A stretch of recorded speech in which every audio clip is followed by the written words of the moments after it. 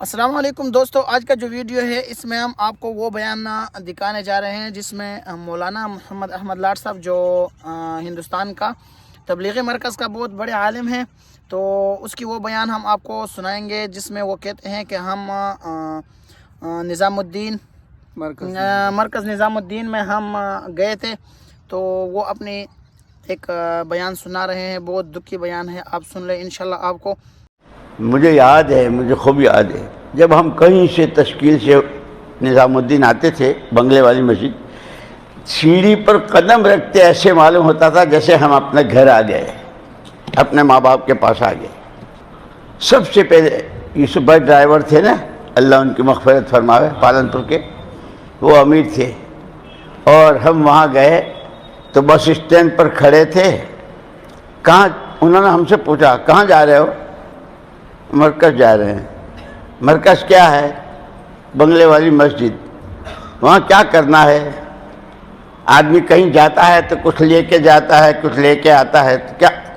انہوں نے تو سوالوں کی بھرمار، امیر صاحب پہلی مرتبہ نکلے ہیں، ہم کو معلوم نہیں ہے، آپ بتاؤ ہم کو کیا؟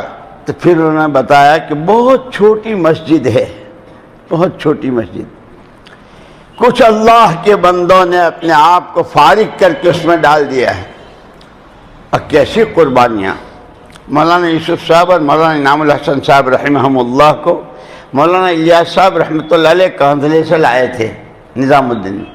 یہ اپنے ہاں جھنجھانے میں اور کاندھلے میں بہت رئیس گھرانہ تھا، بہت ماشاءاللہ کھانا پینا دسترخوان۔ یہاں مولانا یوسف صاحب رحمۃ اللہ علیہ ایک دن گھر میں جائیں تو اماں جی کے پاس کچھ نہیں، باہر آئیں تو ابا جی کی تو نیت بندی ہے، اور بھوک ان کو بہت سخت، اور پورا جنگل، چائے کی پیالی نہیں ملتی تھی۔ ایک لکڑی کا صندوق تھا جہاں ابھی ان حضرات کی قبریں ہیں وہاں، اور چھپر پڑا ہوا، اس میں کچھ آٹا دال چاول وغیرہ ہوتا تھا مہمانوں کے لیے۔ اس دن آٹے کی چٹکی تھی نہ چاول کا دانہ تھا، اور مولانا کو بہت بھوک۔ مولانا نے 2 پٹڑوں کے بیچ کی دراز میں سے آٹا کوریدا پورے صندوق کا، اتنا سا آٹا، آگ جلائی تو دھواں اٹھا۔ مولانا الیاس صاحب رحمۃ اللہ علیہ استقبال میں ایسے بیٹھتے تھے، ہم تو استقبال جو آتا نظریں 2 4 ہوتی تھی، دھواں اٹھتا دیکھا تو بھاگ کے آئے، یوسف آٹا کہاں سے لایا؟ کانپ گئے۔